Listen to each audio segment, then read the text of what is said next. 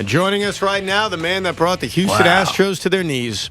And that, of course, is the world-famous podcaster and video supplier on Twitter. He's traveling the country right now, probably on the run from angry Astro fans. And that is Jomboy. Jomboy, Joe and Evan, how you been? Is there any truth to the rumor that you're going to be like working for the CIA or something like that? FBI, CIA, counterintelligence? I can't disclose that, but thank you guys very much for having me. Wow. By the way, I want to give you the proper plug because I started listening to his Talking Yankees podcast. Which podcast you want me to plug? Like you want us to How many promote? podcasts you got, bro? I think he's got like 30. I think this guy does 30 podcasts. Is that true, John? Don't you have something better to do at some point? We got a nice network going. I think we're up to 10. 30. We got Talking Yanks and Talking Baseball are the main two. Those are doing well. All right, good. Wow, I'm glad to hear podcasts. That. Yeah. Well, he's a mogul. Jomboy's like a media guess so. mogul. I mean, forget about it. How? Let me go back because I think that because somebody asked earlier. I think it was off air. They said, "Do you think Jomboy is a big part of why baseball came down hard on the Astros?" And my answer was, what you were able to supply for us is the proof. Like, we were able to see with our own eyes and ears what the Astros were doing. Like, baseball could figure this out on their own. They could investigate it on their own. But I think what you did is showed us, hey, here's 2 bangs of the drum, and look at that. Do you think that impact that you had made a difference on this investigation? What are your thoughts on that? Well, I think that the way that my video goes transcends baseball fans, and it got into the hands of just anyone who likes sports or even doesn't like sports. It was just interesting of, oh my God, that's so simple. How is that allowed? Or, so, I mean, obviously Rosenthal and Jelich and Fires broke the story. I didn't break anything. All I did was try to make it a little easier to understand exactly what was happening. And when you see the video and hear the noise, it's really damning. So I think I pushed it along. I know that the first video I had got sent to the commissioner's office. I was told that, and by an owner who said, "Look, this is what we've been trying to tell you for a couple of years now." Wow. Does part of this bother you at all that you've exposed all this, John? It bothers me that it was so easy for the Astros to hit a curveball. Like, there's some with Beltran sitting on a curveball. And every time I watch it and know it as a baseball fan, I'm like, that is not right. Would it bother you? I know you're a big Yankee guy. Would it bother you as much if this was happening with some team that stunk? Like, let's say like last year's Kansas City Royals. Would you really care as much? No, I don't think anyone would, though. But that's kind of the price you pay when you're a really good team and really talented. Okay. That's I think no one would. But the fact that they won the World Series in the very year that they were doing the system adds a lot of fuel to the fire for everyone. Oh, no, it's funny. Of course. We had Bobby Valentine on before, and he mentioned that back in the 80s, there was an urban legend, but I think he was saying it was happening, that the White Sox would flash a light. It was happening, an urban legend. Come on. When a pitch was thrown, but I think it proves what both of you guys are saying. The White Sox made the playoffs, I think, once in the 80s. I think they made it in 83, if I'm not mistaken. I think 80. Tony La Russa, I think, was the man. That's right. Yeah. They didn't win anything, and I think that's a part of why a story like that will be out there, and it won't go anywhere because it's the winners that cause the anger. Like any team that lost to the Astros, Yankee fans, Dodger fans, even Red Sox fans, they have their issue. I think there's no question that the winners are always going to get that negative attention more so than if some loser team did it. Yeah, and I think that the way the Astros went about business was, and the people within the walls of the league knew this was going on. So all the statements you got from Bregman and Hinch that are just kind of so pompous looking back, I think it rubbed a lot of people the wrong way. Like, hey, we know you're doing this. And that's why in the Manfred's release, he kind of tore apart the Astros organizational culture and said they don't treat anyone right.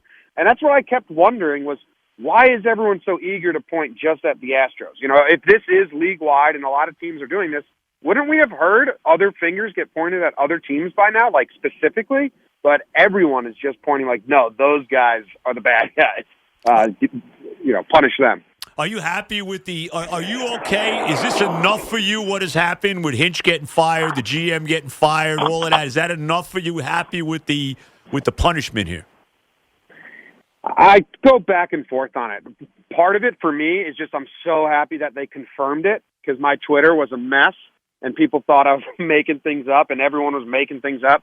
So for it to be like, no, they confirmed, they cheated. A lot of the things in the report made me happy that it's out there, but I don't know about the punishment. I don't know. Like the fine is $5 million. That's the max they can fine. The players weren't going to get punished, so it's Hinch and Lunau. I do think that it was an agreement where MLB said, we're going to suspend them for a year. You're going to fire them. Yeah. And that it wasn't two separate instances. Because it kind of helps Crane save face a little bit and be like, not in my organization. Right. I had no idea.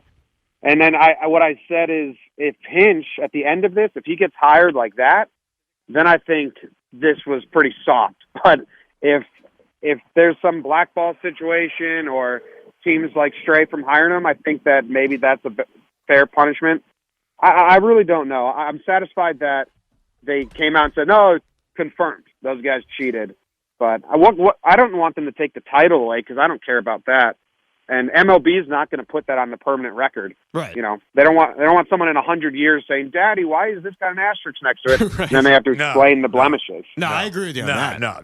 Now, correct me if I'm wrong, because you've done a great job supplying a lot of these videos and content. One of the things that, and it's tougher to prove than a banging sound, was that maybe these players were wearing something that caused a vibration that led to them knowing a pitch was coming. That was never addressed in any of this from Rob Manfred. Was there not enough proof of things like that? Yeah, I heard that those were true from multiple people. Obviously, I can't confirm it because the only way you can confirm that is if the Astros players come out and say they did it, or someone rats, right? Right. But I heard that from multiple places that the buzzing bandages were true, and I'm cynical, so it's a little hard for me to believe that they won the World Series and then just they grew a conscience and said let's not do this anymore. When it makes a lot more sense for them to change the relay system, something a little harder. There's also a trail there that they said the bullpen catcher or coach would signal with his hand up and down, and he was wearing an earpiece. And then there's a connect the dots that when Cora went to the Red Sox, he took that bullpen coach or catcher with him. Mm-hmm. So there's a lot of this going on. I think that's what the investigation is really looking at. Is like, how did this travel? Where did it start? They really pinned it a lot on Cora in the report, huh? Yeah, I guess so. I mean, they're really coming down on him. He's done. He's done. As soon as they release the Red Sox report, whatever they come out with on the Red Sox, he's got to face significantly more than A.J. Hinch. That's why my gut feeling says they're going to ban him for life. That wouldn't surprise me. I think it's definitely equal or harsher punishment for Cora. But I was just reading the report again. His name's in there a lot. Yeah. As they say, he's the ringleader. I don't know if he's the fall guy or he really was. What made me laugh in the report is that Hinch said he expressed that he did not like it. He didn't think it was fair. He didn't think they should be doing it, but he never expressed that to the team or the bench coach. Well, what's that worth? Yeah. It means nothing. Why do you think Beltran's name was brought out in this when they really didn't single out players, but his name obviously was? I don't know. I think that, they're trying to say that him and Cora put this together. But he's in such a weird position because he was a player when it was happening, so he's going to get treated as a player even though he's a manager and moved on to the front office now. So he kind of, I don't know, it's very interesting, but he's getting dragged into this as well. I think they like people like the story that it goes from the Astros to the Yankees to the Red Sox, and Beltran and Cora are the people that they're pinning it on, taking it out of Houston and bringing it other places. We're talking to Jomboy. Now, you showed a lot of videos of the Astros, clearly getting some kind of sound. Remind me, and remind anyone listening who may have not seen them, were there video evidence from the World Series and the LCS in the postseason that year? No, because they definitely stopped banging on the trash cans, whether it was too loud or too obvious. They in the report, it says that when Farquhar stepped off, they ran back into the dugout and took the monitor off the wall and hit it. That's how much they knew they were doing things wrong. So I think once the banging people caught on, they switched to another motive of relaying what the pitch is, because the report does say that they used it in the 2017 postseason, but we don't know what their system was. Gotcha. Maybe MLB knows.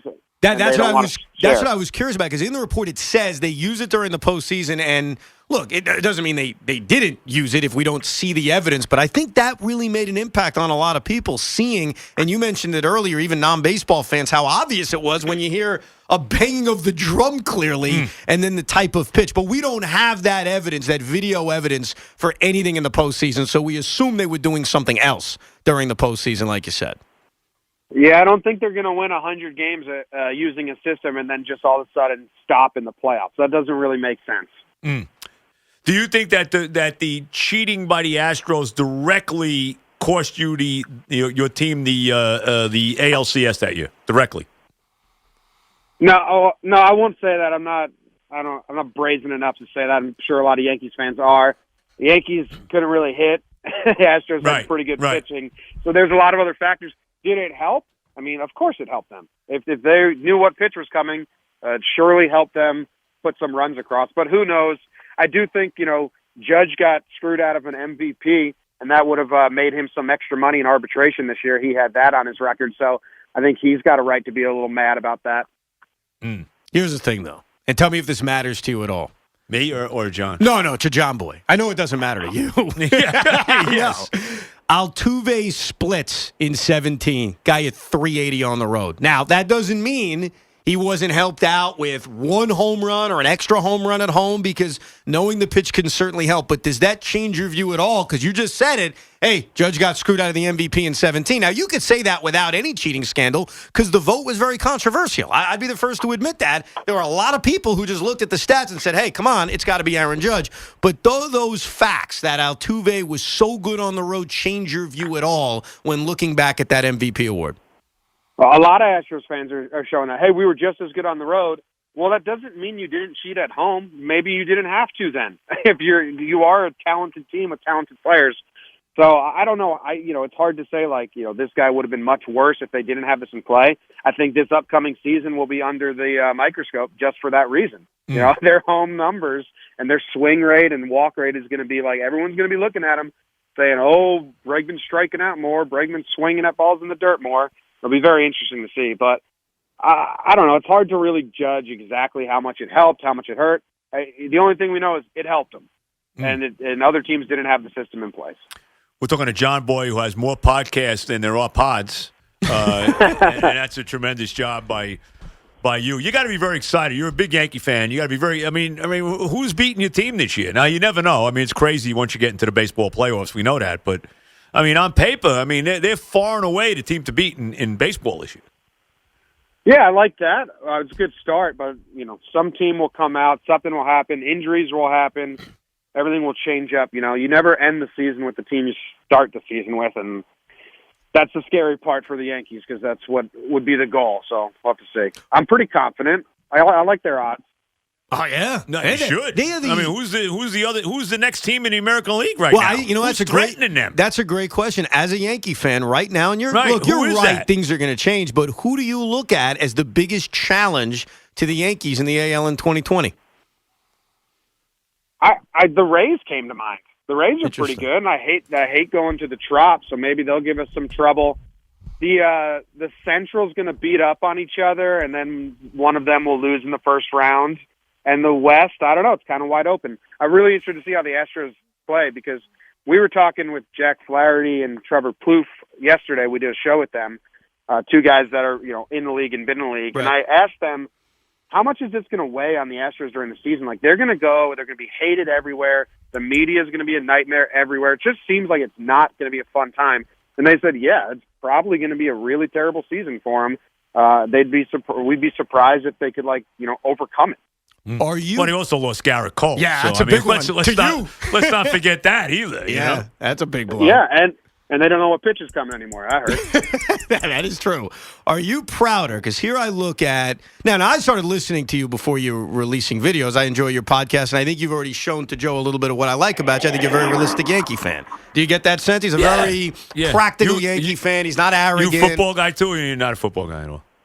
I was until I started doing this baseball stuff. Now, as soon as the baseball season ends, my sports fandom ends, basically. I see. Takes a break. I just go on vacation. Yeah. I get that. Yeah, okay. Are you prouder, okay, because I think you have two big accomplishments with the videos that you've put out there, huge. Are you prouder of exposing the Astros with the video proof or the Savages? Because the Savages thing turned out to be slogan. Wait, you did the Savages? Well, That's up to you. That's what you did? Well, no. He showed the video and gave us the volume and showed us what Aaron Boone was saying on that weekday afternoon game. So obviously Boone gave us the Savages, but Jomboy showed us the Savages. So which are you more proud of? Savages. I love that, man. I mean, Booney liked it. The players liked it. We were just talking with Giancarlo Stanton. He's the one that found it and then showed it to Boone in the clubhouse. So hearing all the stories of how it traveled through the clubhouse is cool. And, I mean, Boone said the words. I was just doing what I do every game and trying to, let people know what's going on. And that was amazing. That was amazing. I was like, it spawned a whole theme for the entire season. And like I said, Boone came up to me. He loved it. Everyone on the team loved it. So I was just happy to help the Yankee fans know exactly what Boone said because the speech was tremendous. Oh, it was excellent. As a non-Yankee fan, my feelings towards Aaron Boone moved from like a 5 to an 8. You know what I mean? Like I even enjoyed it because I thought it was hilarious. I thought it was tremendous. So good work on that. Enjoy the West Coast. Good luck with all your podcasts, talking Yankees, talking baseball, and I'm glad you gave us a few minutes today, my friend. Thank you for having me on. All right, Jomboy. Thanks, pal. Take care, man. All right. Jomboy, the infamous Jomboy on the Astros. He's got like his own world there now. Oh, he's created a universe. He's going to be in the Yankee front office soon. He may. He may.